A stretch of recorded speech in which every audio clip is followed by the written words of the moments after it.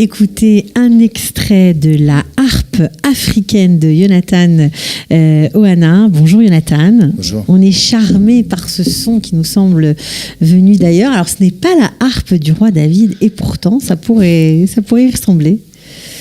Ça doit être, ils ont peut-être le même âge, je pense, quelque chose comme ça. Comme instrument, voilà. C'est Je suis pas sûr. Ouais, on n'est pas sûr. Alors, là, on est sur la harpe d'Afrique de l'Ouest. Ok, alors tu es venu vivre en Israël il y a 8 ans justement parce que tu voulais faire connaître aux Israéliens cet instrument ancestral, on va dire ça comme ça, qui vient d'Afrique. En fait, j'ai rencontré en Afrique mon partenaire actuel. Qui s'appelle Shahar Kachka, avec qui je travaille depuis plusieurs années. Alors, et pour ceux qui connaissent la musique en Israël, c'est le percussionniste de Mouche Benari. Exactement, voilà. Sur son projet de maintenant. Ok. Ouais. Alors, il faut parler bien près du micro. Oui. Alors, tu étais au Burkina Faso. Oui, exact. Tu vivais là-bas ? Alors, je suis parti pour apprendre spécialement des instruments, comment les jouer, comment les fabriquer. Et tu étais très jeune ? Oui, j'étais très jeune. Tu es parti à quel âge ? Je suis parti à 16 ans. D'accord. Pourquoi ? À 16 ans, j'ai commencé, à 17 ans, je suis parti, exactement. Ouais. Pourquoi ? Parce que tu as une fascination pour cet instrument ? J'avais vraiment envie de voyager déjà. Et puis, j'ai rencontré des Burkinabés musiciens à Avignon, là où j'habitais à ce moment-là. Et ils m'ont vraiment donné envie, quoi. Leur musique, elle était super, c'était magnifique. Donc, ils m'ont dit que si j'avais la possibilité d'aller chez eux dans leur famille, et puis apprendre un petit peu à découvrir l'Afrique premièrement, et puis ensuite apprendre les instruments. Et c'est exactement ce que tu as fait. Exactement, et puis j'ai pas arrêté depuis ce jour-là. De faire des allers-retours. Alors on peut dire que bout à bout, tes allers-retours en Afrique, ça a duré 4 ans, à peu près. Voilà, oui, je faisais des voyages de 6 à 8 mois en général. Voilà. Ouais. Alors, tu as vécu là-bas, tu as appris vraiment l'histoire de cet instrument, tu as aimé à fond, quoi. Ouais. Je suis arrivé, surtout j'ai eu de la chance, c'est-à-dire que je suis tombé sur des personnes qui faisaient partie des meilleurs fabricants et des meilleurs musiciens, meilleurs, qui font partie des professionnels reconnus de là-bas, et je suis tombé sur eux tout simplement par hasard. C'était des gens qui étaient connectés à la famille chez qui je suis allé.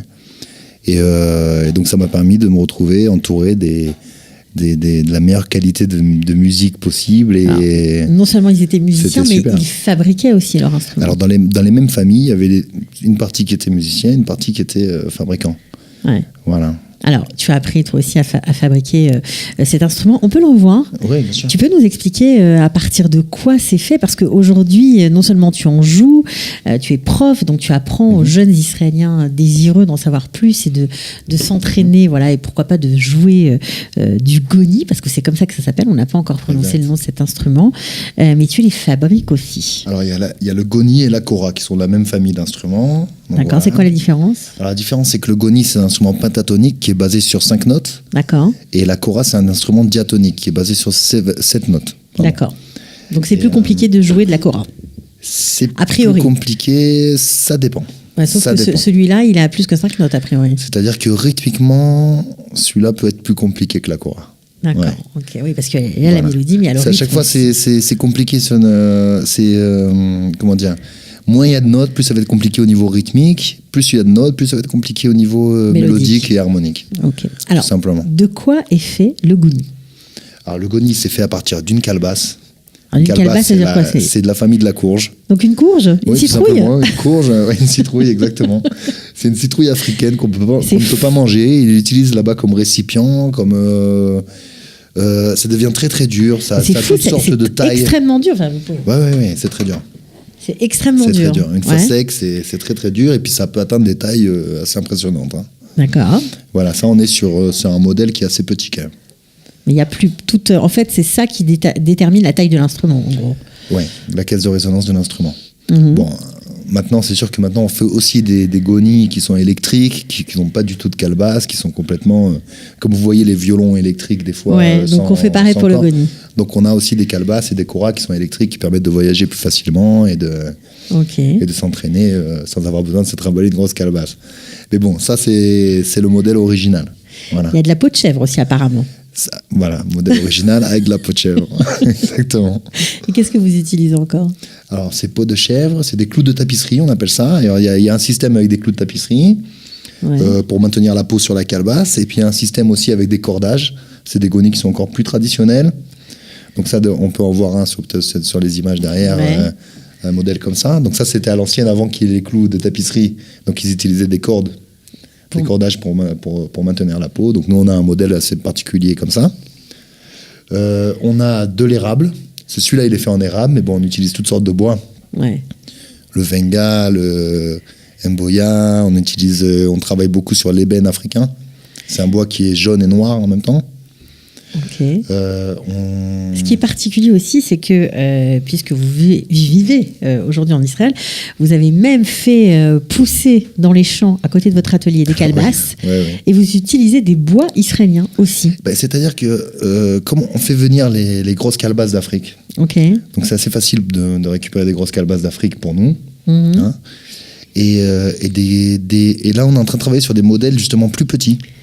Des modèles qui permettraient aux musiciens de partir dans l'avion, qui permettraient de voyager avec et d'être plus confortables. Ouais. Et c'est beaucoup plus difficile de trouver des calebasses de taille petite ou moyenne dure que de trouver des grosses. Donc on a décidé de faire pousser plusieurs sortes de calebasses. Ouais, avec différentes tailles. Voilà, ici c'est pas possible de les faire pousser aussi gros. Hein. C'est pas possible d'avoir des calebasses de cette taille-là. Donc on fait pousser des calebasses un peu plus petites qui permettent de faire des gonis, donc comme je vous ai dit, de voyage.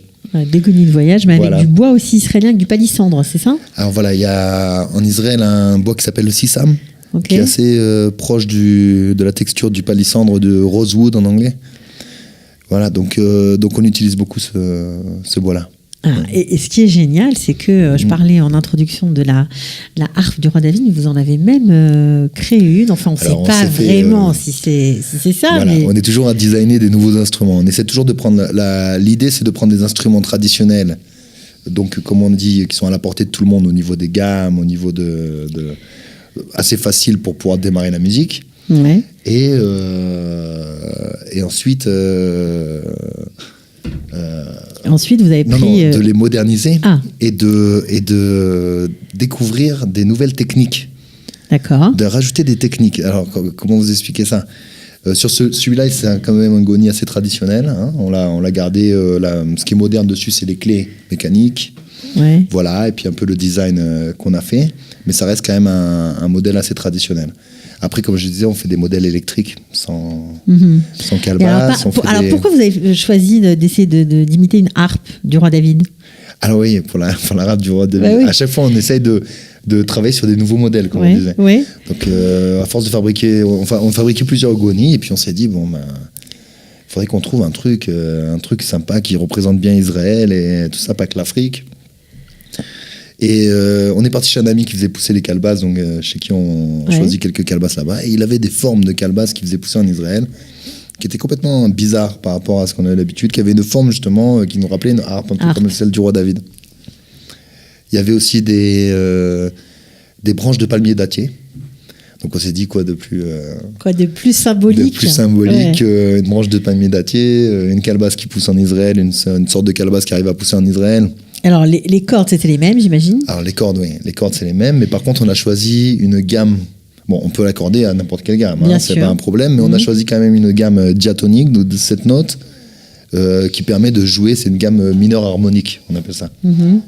Arabisante, une gamme qui permet de jouer quand même beaucoup de chants traditionnels hébreux. Ouais, pour fabriquer cette harpe. Alors, on ne sait pas si c'est ça, mais bon, en tout cas, elle existe. Voilà, elle existe et puis on va la développer doucement. Quand elle sera prête, on pourra la voir sur notre site et la mettre en vente. Alors, on vous a vu jouer, mais on va maintenant vous voir fabriquer vos instruments parce que c'est une grosse partie de votre travail. C'est très important pour vous de populariser ces instruments africains que vous adorez. Ouais. Donc, il n'y a pas que des gounis, il y a des gounis, il y a des koras, il y a même des xylophones en bois. Et alors, une fois qu'on va vous voir travailler, vous allez nous expliquer quelle est la grosse différence entre la musique à l'européenne et la musique africaine et comment on peut finalement facilement jouer de ces instruments qui paraissent très compliqués, mais en fait, ils sont impressionnants, mais très abordables. Mais très abordables. Alors, on va vous voir travailler. Voilà.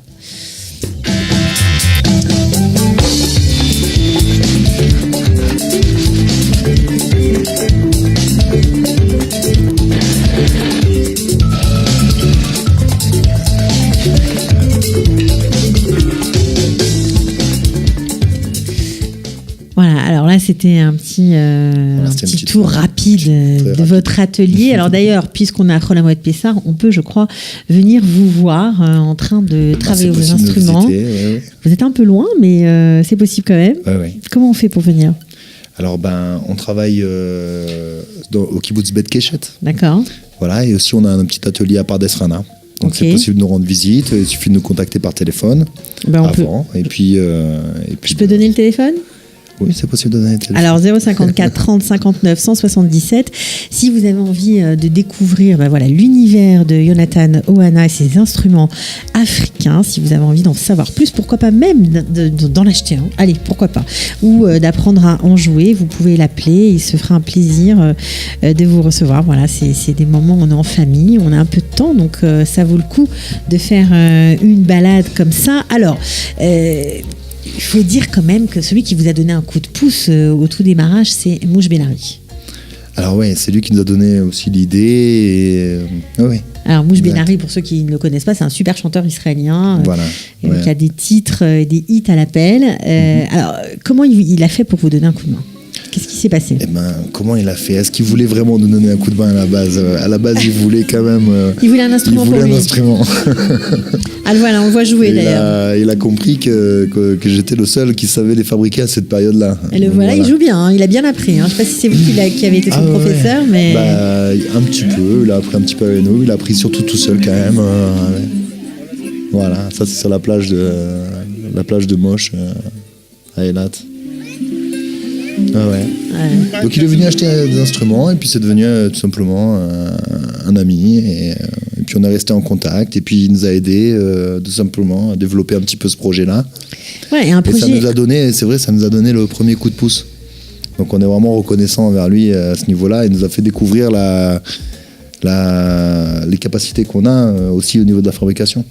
C'est sûr, voilà. Et puis vous avez, faut bien le dire, vous avez rencontré un beau succès d'estime, vous avez tourné pendant 4 ans en Israël, vous avez participé à tous les festivals, notamment le festival de jazz à Eilat par lequel vous avez commencé, vous avez fait une Negev, vous êtes même parti en Indonésie, c'était pas à votre programme mais ça s'est fait. On est parti en Inde et en Thaïlande, on est parti en plusieurs endroits. Donc avec cet instrument. Exactement. Ok, bon, alors ce qui est sympathique et de ce dont on n'a pas parlé, quand vous dites que grâce à ces instruments traditionnels, tout le monde peut apprendre la musique. C'est plus facile que d'apprendre le piano, que d'apprendre... Pourquoi ? Alors, c'est un comment dire... Désolé pour mon français, ça fait tellement longtemps que je parle pas bien. Je parle français que je fais des erreurs. Ici on parle hébreu, on parle anglais, on parle espagnol, l'africain. Je suis entre 3 langues tout le temps, donc j'ai un peu du mal. Je fais des erreurs dans toutes les langues au final. Alors, comment on fait ? Alors, en fait, c'est une théorie qu'on s'en est rendu compte en Afrique. Là où on était en Afrique, au Burkina Faso, la moitié de la population joue de la musique. Même s'ils sont dans un autre travail. J'en sais rien, un gars qui est dans un restaurant. Et ils jouent bien en plus. Ils savent tous jouer un minimum. Ok. C'est pas forcément des musiciens tous, mais tout le monde a une base musicale. Et ça, vous êtes demandé pourquoi en Europe c'était pas comme ça? Oui, c'est quand même assez impressionnant que tout le monde sache danser, tout le monde sache jouer, même si c'est pas son métier, même si c'est pas leur métier. Donc peut-être que c'est un problème au niveau de comment ça a été pris à la base, la musique a été prise à la base. Donc on se rend compte qu'en Afrique, tout simplement, il y a une grande tradition où tout le monde fait de la percussion. Okay. Quand on est petit, on nous fait faire de la percussion. Ouais. Donc la percussion, c'est la base de la musique. Tout simplement, le rythme, c'est la base de la musique. Si on a du rythme, on peut faire de la musique avec n'importe quoi, avec donc un pour bout de vous, bois. il faut d'abord commencer par apprendre le rythme. Le rythme, oui. Okay. Le rythme, pour nous, c'est le plus important, c'est d'avoir le rythme dans la peau, de sentir le rythme, de pouvoir le danser, de pouvoir le jouer. Après, qu'est-ce qu'il y a un instrument? Il y a tout qui est un instrument. Cette table, c'est un instrument. Ouais. Le mur, c'est un instrument. Mais alors, tout est la un mélodie, instrument. le tout a des rythme, sons. c'est bien, mais... Alors, une fois qu'on a le rythme, ça, c'est la base de base. Eux, ils vont commencer, avant de commencer sur un instrument chromatique à 12 notes, compliqué comme un piano, où on fait beaucoup d'erreurs, où après quelques mois d'apprentissage, on est un peu dégoûté, on se dit, ok, la musique, c'est pas pour moi. Ok. Et puis ça je passe rentre pas comme et je ça en passe à Afrique. quelque chose d'autre. Non, en Afrique, non. Une fois qu'on est bon en rythme, on va passer sur un instrument qui est pentatonique, qui est sur 5 notes. Et ces instruments de 5 notes, on peut pas faire d'erreur. On peut pas faire d'erreur mélodique. Donc c'est très simple, on a la rythmique, maintenant on nous donne 5 notes, mélangez les deux et faites-moi danser avec ces deux-là. On ne peut pas faire de fausses notes. On peut pas faire de fausses notes. Mais c'est génial. Ouais. Donc ça commence donc avec ce pentatonique. Les petits deviennent très très bons dans le pentatonique, ils comprennent parfaitement comment l'utiliser, ils apprennent la polyrythmie. C'est-à-dire comment ça les motive parce que forcément il n'y a pas de fausses notes, ils sont bons, c'est-à-dire ils ont envie de progresser. Après un mois, la personne est capable de faire danser ses amis. Donc c'est génial. Donc tout de suite après un mois, on se met dans la peau du musicien. Quelqu'un qui apprend le piano ou la guitare, il n'est pas capable après 2-3 ans, il est encore là. Est-ce qu'un jour j'arriverai à faire un morceau comme il faut? Donc c'est pas évident. Donc une fois qu'ils apprennent à maîtriser le pentatonique, on les fait passer au diatonique. Diatonique, c'est la kora, c'est le balafon guinéen, c'est des instruments avec une gamme de 7 notes. Les notes blanches du piano, par exemple. Voilà. Donc on apprend les gammes de 7 notes, on se retrouve à avoir une base harmonique. Okay. On a les tierces, donc les là, quintes. Alors, ce qui est génial avec vous, c'est d'après ce que j'ai compris, d'après ce processus que vous nous décrivez, à chaque fois, vous créez un nouvel instrument, en fait. C'est ça? Alors, quand vous dites on passe à une autre gamme, etc. C'est-à-dire qu'on a différents instruments, on propose différents instruments qui soient adaptés à cette théorie de l'apprentissage de la musique. C'est-à-dire step by step, graduel. Voilà, on passe de la rythmique à un instrument simple pentatonique, à un instrument plus compliqué qui nous fait rentrer dans l'harmonique qui est diatonique. Ouais. Et ensuite, à partir de là, on a la possibilité. Quand on sait maîtriser le diatonique, après toutes ces étapes-là, on est suffisamment bon pour rentrer sur un instrument qui est chromatique. On comprend très facilement le piano, comment ça marche, on va comprendre très facilement la guitare, comment ça marche. Après, le problème, ce sera juste de pratiquer des nouveaux mouvements, des nouveaux... comment dire une nouvelle façon de travailler son instrument. C'est plus un problème de mouvement que de compréhension. Ok. Voilà. Bon, alors moi, franchement, je suis un peu scotchée. Je trouve ça vraiment magnifique, très beau. Alors, on espère que ça va prendre, parce que les Israéliens, en général, quand ils aiment, ça part très très vite. On vous souhaite que ça marche. Alors, vous serez présent au festival, un festival dans le Nord, le 31 mai. 31 mai, oui. Voilà, donc ça, il ne faut pas rater. Et puis, il y aura aussi un festival de Mama Africa. Mama Africa, j'ai pas la date. En fin juillet, je vais vous donner la date tout de suite. Ouais. Et vous allez jouer? Oui, alors Mama Africa, c'est super. C'est un nouveau festival qui est là depuis. C'est la 3e fois que ça va se faire. C'est dans le désert du Negev.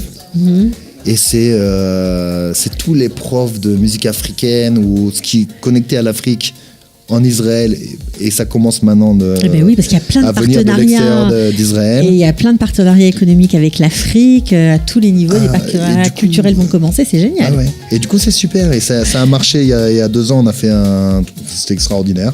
Ouais. On a fait l'année dernière, l'année d'avant, c'était super, ça se développe. Et là, cette année, on va faire justement spécialement des stages, des workshops sur les instruments mélodiques, alors qu'avant c'était quand même beaucoup sur les percussions. Et donc voilà, c'est 3 jours, jeudi, C'est 3 jours et ça commence et tous les soirs, il y a des animations, des spectacles. Enfin, voilà, bon, il y a plein de choses. De toute façon, moi, je vous dis, le plus simple, si vous avez envie d'apprendre cet instrument, de voir comment il est fabriqué, et puis de rentrer en contact avec Jonathan, tout simplement, qui n'est pas avare de ses conseils et de son amour, tout simplement, qu'il adore partager avec ceux qui aiment la musique. C'est 054 30 59 177. C'est son portable, mais oui, il le donne, il n'y a pas de problème, vous pouvez l'appeler. Alors, on va finir peut-être avec un morceau que vous allez nous rejouer, puisque vous avez votre bel instrument en live, on va en profiter. Merci beaucoup d'être venu. Eh ben, c'est avec plaisir. Et j'espère que vous aurez plein de monde pendant Rolamet Pessar pour venir vous voir à l'atelier, et en famille, les enfants, les parents. C'est une bonne idée, un joli instrument qu'on découvre avec vous et on est ravis. À très bientôt en tout cas, Jonathan. Merci. Ciao.